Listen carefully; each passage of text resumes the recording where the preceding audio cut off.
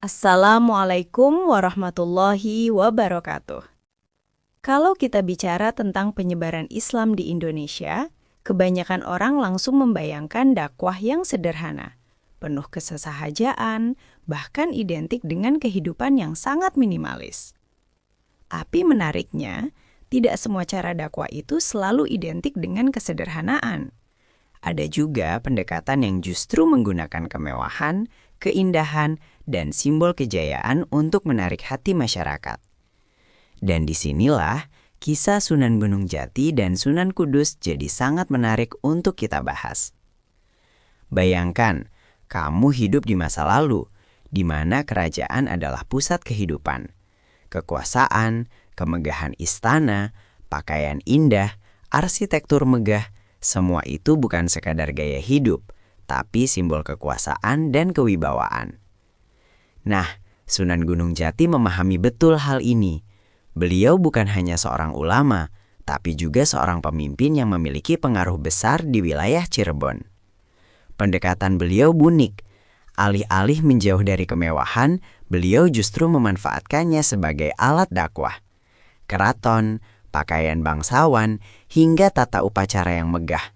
Semua itu digunakan untuk menunjukkan bahwa Islam bukan agama yang lemah atau terpinggirkan. Justru Islam hadir dengan kekuatan, keindahan, dan wibawa. Ini penting, karena pada saat itu masyarakat sangat menghormati simbol-simbol kekuasaan. Ketika mereka melihat seorang tokoh yang berwibawa, hidup teratur, dan memiliki lingkungan yang tertata rapi serta indah, mereka akan lebih mudah percaya dan tertarik. Jadi kemewahan di sini bukan untuk pamer, tapi sebagai strategi komunikasi. Hal yang kurang lebih serupa juga bisa kita lihat pada Sunan Kudus. Tapi cara beliau sedikit berbeda. Kalau Sunan Gunung Jati lebih ke arah simbol kerajaan dan kekuasaan, Sunan Kudus lebih ke pendekatan budaya dan toleransi yang dikemas dengan elegan.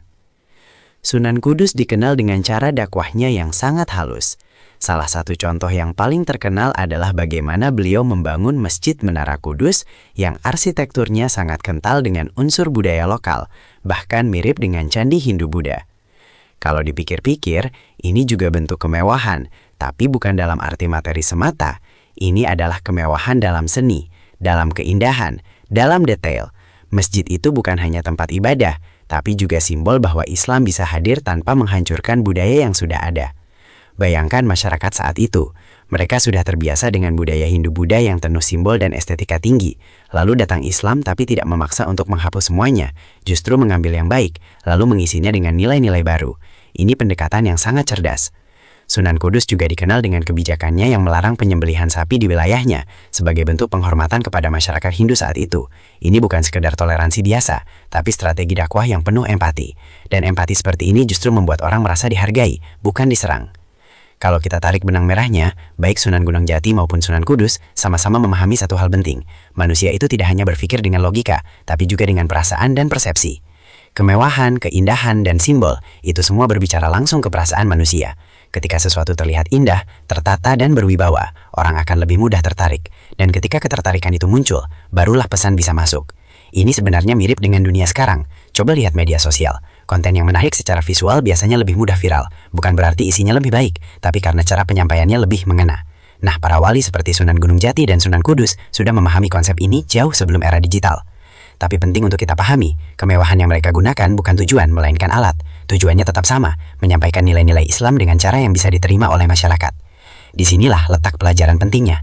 Dakwah itu tidak harus selalu kaku, tidak harus selalu satu cara. Yang terpenting adalah bagaimana pesan itu bisa sampai, tanpa kehilangan esensinya. Kadang kita terlalu fokus pada cara yang benar, sampai lupa bahwa setiap zaman dan setiap masyarakat punya pendekatan yang berbeda. Apa yang berhasil di satu tempat, belum tentu berhasil di tempat lain. Sunan Gunung Jati menggunakan kekuasaan dan kemegahan untuk menunjukkan wibawa Islam. Sunan Kudus menggunakan keindahan budaya dan toleransi untuk menyentuh hati masyarakat. Dua pendekatan yang berbeda, tapi sama-sama efektif. Dan mungkin pertanyaannya sekarang adalah, di zaman kita yang serba modern ini, pendekatan seperti apa yang paling relevan? Apakah kita masih bisa belajar dari cara mereka? Atau justru kita perlu menemukan cara baru yang sesuai dengan kondisi saat ini? Yang jelas, kisah mereka mengajarkan kita bahwa Islam bukan hanya tentang apa yang disampaikan, tapi juga bagaimana cara menyampaikannya.